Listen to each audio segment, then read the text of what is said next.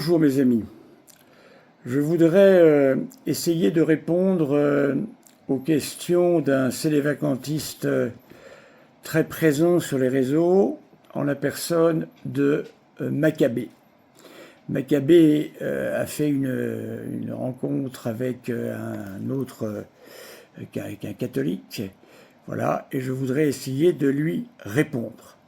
Alors évidemment, Maccabée vient toujours sur le même sujet de la liberté religieuse. Tout d'abord, je voudrais remettre à sa juste place le sujet de la liberté religieuse. L'Église catholique, à travers le Concile Vatican II, a voulu mettre un arrêt, en quelque sorte, à tout ce que nous, autres catholiques, avons subi comme atteinte à notre liberté de culte. Nous pouvons ici nous souvenir de la Révolution française, où on a été jusqu'à interdire la célébration de la messe sous peine de mort, pas rien. Il faut nous souvenir des Vendéens qui se sont soulevés parce que justement, ils n'avaient plus la liberté de culte, voilà. Donc, bien sûr, cela a fait l'épopée si glorieuse des Vendéens, une épopée extrêmement populaire, présente dans le peuple. Voilà. Et là, ils ont voulu se battre pour obtenir la pleine liberté religieuse. Nous pouvons continuer comme ça longtemps. Souvenons-nous également en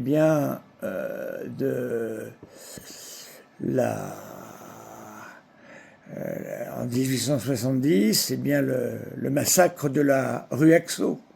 Voilà, 150 prêtres, religieux, évêques ont été massacrés en haine de la foi. Voilà, interdiction encore de notre liberté de culte. Faut-il rappeler encore les Cristeros? Encore une atteinte à la liberté de culte.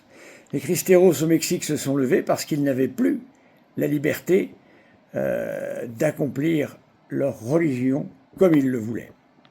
On pourrait prendre encore bien d'autres exemples et remarquer que c'est l'Église catholique qui a besoin de la liberté religieuse à l'heure actuelle, bien sûr. Et l'Église catholique a voulu, à travers le Concile Vatican II, car un Concile Vatican II, ce n'est pas n'importe quoi, c'est l'œuvre la plus ecclésiastique que l'on puisse connaître. N'oublions jamais, pas loin de 2500 évêques, deux papes canonisés. Ils ne peuvent pas errer dans la foi et dans la mœurs, M. Maccabée. S'ils errent dans la foi et dans les mœurs, il n'y a plus d'Église catholique et les promesses de notre Seigneur tombent à l'eau. Ainsi, il faut que vous compreniez la stratégie qui était celle de l'Église catholique. Et sans oublier qu'au moment où le Concile Vatican II se tient, en Russie, en URSS, il y a les goulags. Et encore une fois, atteinte contre la liberté religieuse. Alors, que va faire l'Église? Que va faire le Concile Vatican II? Il va dire, en fin de compte, vous ne cessez de parler des droits de l'homme. Les droits de l'homme, les droits de l'homme, les droits de l'homme. Mais est-ce que le premier droit de l'homme, ce n'est pas celui de pouvoir rendre gloire, rendre grâce à son Créateur? Mais bien sûr que si. Et comme c'est le premier devoir qu'il a, on ne peut pas lui enlever. Cela n'est pas possible. Et donc, quand l'Église catholique, donne la liberté religieuse, demande la liberté religieuse, c'est au nom des droits de l'homme. Voilà. C'est un discours ad orientem, c'est-à-dire on montre à la société, à la République en particulier, vous êtes très attachés aux droits de l'homme, mais vous piétinez les nôtres. Voilà. Donc la liberté religieuse, c'est d'abord cela, M. Maccabée, avant d'aller y voir des droits d'X et d'Y, peut-être qui n'auraient jamais dû être appliqués tel que cela a été par un certain personnel de l'Église. Voilà. Je vais continuer à répondre à Maccabée sur cette questions. Merci. Voilà, bonjour chers amis, je vais faire la deuxième partie de réponse à ce CD vacantiste Maccabée sur la question de la liberté religieuse. Alors évidemment, je vous ai toujours dit que le gros problème du discours avec les CD vacantistes, c'est que je ne parle qu'avec des laïcs. Or les laïcs, jusqu'à preuve du contraire, n'ont pas connu les heures et les heures de cours que nous avons eus dans les séminaires. Ici, Monsieur Maccabée, voilà, je pense qu'il n'a jamais eu aucun cours de rien du tout. Il lit le texte, je ne sais pas où il l'a pris, et ensuite il l'interprète à sa façon. Il y a tout de même de grands principes qu'il nous faut tenir pour comprendre les choses et ne pas tomber dans l'aberration. Ainsi, il y a un long traité que l'on fait en morale qui s'appelle le traité des actes humains. Voilà. On y passe un temps considérable.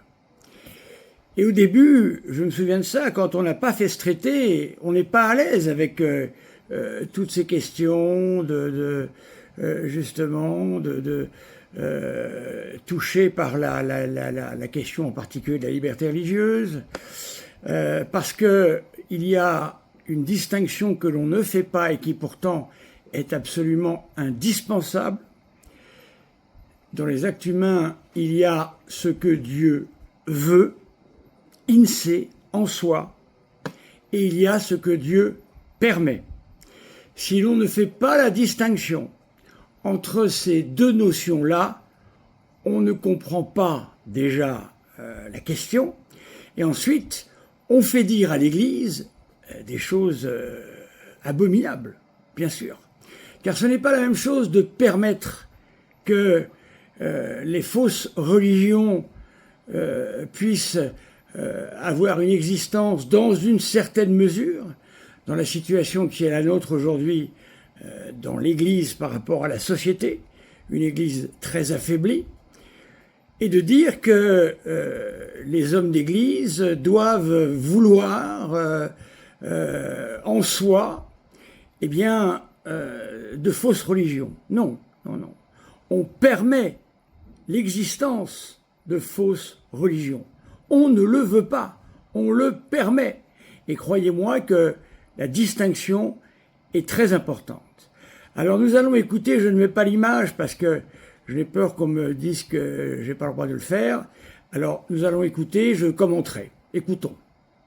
Et écoutez, pour faire court, je dirais que c'est simplement Dieu qui m'a mis ce nom au cœur. L'explication s'appelle Maccabée. Les frères qui ont combattu les Grecs, voilà, dans l'Ancien Testament, absolument. Tout à fait. Et puis il y a quand même des similarités, des similitudes assez troublantes entre notre époque et la leur, entre la déchéance du peuple hébreu et la déchéance des catholiques aujourd'hui. Parce qu'on pourra s'accorder quand même pour dire qu'aujourd'hui, il y a quand même beaucoup de choses qui ne vont pas. Alors moi, en ce qui me concerne, évidemment, c'est ce que je vais dire sous là, j'ai une harmonie absolue et parfaite, vraiment. Et la liberté religieuse est une expression faisant référence à un ensemble de droits juridiques garantis à tout être humain sans exception. Et ces droits, encore une fois, nous les trouvons dans Dignitatis Humanae. Donc le premier, voilà, si je veux être un bon roi conciliaire, je dois impérativement laisser chacun se régir selon ses propres normes morales et religieuses. Est-ce que vous confirmez ?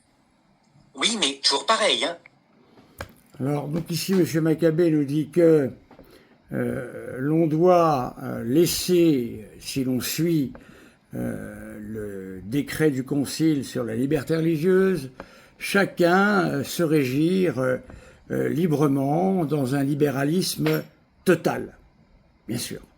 Alors, évidemment que M. Maccabée ici se trompe, jamais le Concile Vatican II ne dit cela. Il veut de plus appliquer comme si la liberté religieuse était une espèce de cahier des charges à remplir. Pas du tout. J'ai rappelé dans ma première vidéo déjà que l'Église vise dans la liberté religieuse sa propre liberté de culte avant toute autre chose. Voilà qui me semble importante à noter, hein, car sinon on se trompe. Alors, je vais ici démontrer que M. Maccabée se trompe ici. Je vais donner le numéro du catéchisme. Alors, je réponds directement à M. Maccabée avec le numéro 2108 du catéchisme de l'Église catholique. Le droit à la liberté religieuse n'est ni la permission morale d'adhérer à l'erreur, ni un droit supposé à l'erreur, mais un droit naturel de la personne humaine à la liberté civile. Tout d'abord, nous, catholiques, comment peut-on demander à ce que soit accordée la liberté de culte pour nous et que ce droit de l'homme, en quelque sorte, ne soit pas universel, du moins dans son application sociétale, dirons-nous. Donc c'est un droit naturel de la personne humaine à la liberté civile, c'est-à-dire à l'immunité de contraintes extérieures dans de justes limites. Donc ça veut dire pas n'importe comment non plus. En matière religieuse de la part du pouvoir politique. Donc ici, vous comprenez bien, je me répète, mais le Concile Vatican II, ici dans ce décret, s'occupe d'abord des catholiques en disant que le pouvoir politique ne peut pas interdire notre culte, ne peut pas nous contraindre à ne plus aller à la messe, ne peut pas nous contraindre à fermer nos églises et nous interdire la liberté de culte. C'est d'abord ça qu'il faut comprendre, et non pas ce que nous dit Maccabée ici. Alors continuons. Avec modération, vous le savez bien. Qui ne le savent pas, qui a donc été promulgué lors du Concile Vatican II. C'est le document le plus officiel et le plus solennel en la matière. Et bon, si vous le rejetez, vous êtes à peu de choses près, c'est des vacantistes, assumés ou refoulés, comme à la Fraternité Saint-Pédis.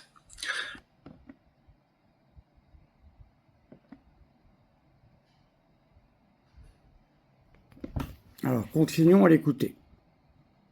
Encore une fois, nous les trouvons dans Dignitatis Humanae. Donc, le premier, voilà, si je veux être un bon roi conciliaire, je dois impérativement laisser chacun se régir selon ses propres normes morales et religieuses. Non. Est-ce que vous confirmez? Oui, mais toujours pareil, hein. Non, je viens de répondre par le numéro 2108. Nous pouvons aussi répondre par le numéro 2109. Le droit à la liberté religieuse ne peut être de soi ni illimité, ni limité seulement par un ordre public conçu de manière positiviste ou naturaliste. Ici, faut-il rappeler que sont cités Léon XIII, Libertas Praetestantissimum, Pie XII, discours du 6 décembre 1953, Pie VI, bref, Quod aliquantum, Pie IX, encyclique Conta Cura, et la Sainte Écriture, Matthieu 23, 16, 22. Donc, mon cher Maccabée, si vous voulez faire un travail sérieux, il faut citer l'intégralité des références que donne l'Église, et le catéchisme en particulier. Sinon, vous êtes en train de dénaturer totalement l'argumentaire qui nous est ici donné. Voilà, écoutons la suite. Nous reparlerons de ces limites un peu plus tard si vous le voulez bien. En tant que roi conciliaire, je dois aussi permettre à toute personne, quelle qu'elle soit, d'honorer Dieu d'un culte public, mais aussi n'importe quelle idole, puisque la liberté religieuse ne fait aucune distinction pratique entre les cultes. Alors, c'est très curieux que M. Maccabée n'ait pas d'abord été voir, c'est une question d'honnêteté, le catéchisme de l'Église catholique. Car, curieusement, il nous parle de culte, d'idoles, etc. Nous avons, à la suite, le numéro 2110, qui nous rappelle que le premier commandement interdit d'honorer d'autres dieux que l'unique Seigneur, qui s'est révélé à son peuple. Il proscrit l'irreligion, la superstition. La superstition est la déviation du sentiment religieux et des pratiques qu'il impose. Elle peut affecter aussi le culte que nous rendons au vrai Dieu, par exemple lorsque l'on attribue une importance en quelque sorte magique à certaines pratiques. Attachées à la seule matérialité des prières ou des signes sacramentels, leur efficacité, en dehors des dispositions intérieures qu'ils exigent, c'est tomber dans la superstition et l'idolâtrie. Le premier commandement condamne le polythéisme, il exige de l'homme de ne pas croire en d'autres dieux que Dieu, de ne pas vénérer d'autres divinités que l'unique. Voilà, donc vous voyez que ici, bien évidemment, il y a l'interdit de l'idolâtrie. Et d'ailleurs, au numéro 2109, il nous est rappelé que, encore une fois, faut-il le dire, malheureusement, M. Maccabée n'a pas l'honnêteté de citer ces passages. Le droit à la liberté religieuse n'est pas illimité, ni limité seulement par un ordre public conçu de manière positiviste ou naturaliste. Les justes limites qui lui sont inhérentes doivent être déterminées pour chaque situation sociale par la prudence politique, selon les exigences du bien commun, et ratifiées par l'autorité civile selon des règles juridiques conformes à l'ordre moral objectif. Donc vous voyez que nous sommes très très loin de cette espèce de libéralisme que nous propose M. Maccabée, nous faisant croire que c'est ce que le Concile Vatican II, et en particulier ce décret sur la liberté religieuse, nous donne. Absolument pas. Donc il suffirait simplement de consulter cela pour s'en rendre compte. Alors, comme dit saint Thomas d'Aquin. Voilà, fin de ma deuxième partie. Troisième et dernière partie sur la liberté religieuse, en écoutant les questions que pose Maccabée dans une autre interview. Écoutons-le. Est-ce que le citoyen lambda, je dois lui permettre d'honorer n'importe quel dieu, n'importe quelle idole, d'un culte public dans la société? Toujours pas. Bon, alors là, on a répondu plusieurs fois, donc il faut que M. Maccabée aille lire le numéro 2108, 2109, pour qu'il comprenne véritablement, je vais me répéter, mais je pense que c'est important de se répéter. Il faut comprendre que le droit à la liberté religieuse n'est en aucun cas un droit absolu, d'abord. Ensuite, comprendre que c'est une permission et non pas une volonté de la part de l'Église. On permet, mais que faire d'autre? Il serait intéressant d'inverser pour une fois les questions et de demander à M. Maccabée que ferait-il, lui, comme roi sédévacantiste. Ça serait très intéressant, voilà, avec les autres religions qu'il aurait, parlons des deux autres religions monothéistes qu'il aurait sur son territoire. Il ne faut pas oublier que dans l'histoire de l'Église, par exemple, le judaïsme a toujours été protégé par les papes, toujours, voilà, mais non pas comme une volonté objective, mais principalement comme une permission protégée, en quelque sorte. Donc tout cela n'est pas nouveau. Alors ensuite, je trouve tout de même ennuyeux que Maccabée ne cherche jamais à être l'avocat de l'Église. Jamais. Il cherche toujours à enfoncer l'Église catholique. Ça, c'est un véritable problème. Car si je lis le document sur la liberté religieuse, en son numéro 1, c'est pourquoi, tout d'abord, le Saint Concile professe que Dieu a lui-même fait connaître au genre humain la voie par laquelle les hommes, en le servant, peuvent obtenir le salut et le bonheur dans le Christ. Donc, la primauté, c'est ça. C'est d'abord la voie catholique, qui bien sûr doit être facilitée le plus possible dans une société, afin que les hommes et les femmes de cette société puissent trouver notre Seigneur. Ce n'est pas parce que l'on permet l'existence de fausses religions que l'on ne va pas faire à côté tout ce qu'il faut afin de favoriser la connaissance du vrai Dieu. Nous croyons que cette unique vraie religion, il faudra que M. Maccabée note bien ici, nous croyons que cette unique vraie religion, donc cette vraie religion qu'est le catholicisme, elle est unique et elle est vraie. Voilà. Est présente dans l'Église catholique et apostolique, à laquelle le Seigneur Jésus a confié la charge de la répandre parmi tous les hommes, par ses paroles dites aux apôtres, « Allez donc de toutes les nations, faites des disciples, les baptisant au nom du Père et du Fils et du Saint-Esprit, et leur apprenant tout ce que je vous ai prescrit. » Matthieu 28, 19, 20. De leur côté, tous les hommes sont tenus, c'est un devoir, de chercher la vérité, surtout en ce qui concerne Dieu et son Église. Et une fois qu'ils la connaissent, de l'embrasser et de la sauvegarder. Voilà, c'est ça que veut dire le Concile. À la fois, on ne peut pas empêcher aux hommes, même de se tromper. On permet aux hommes de se tromper sur la vraie religion. Voilà, c'est une permission. Mais de l'autre côté, on va objectivement tout faire pour que la vraie religion de notre Seigneur Jésus-Christ soit connue, embrassée, et ensuite que l'on la sauvegarde.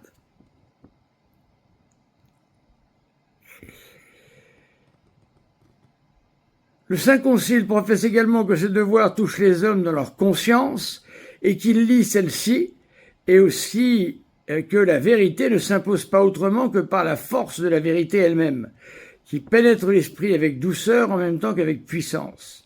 Or, comme la liberté religieuse que revendiquent les hommes pour l'accomplissement du devoir d'honorer Dieu concerne l'exemption de contraintes dans la société civile, elle ne porte pas atteinte à l'intégrité de la doctrine catholique traditionnelle au sujet du devoir moral des hommes et des sociétés à l'égard de la vraie religion et de l'unique Église du Christ.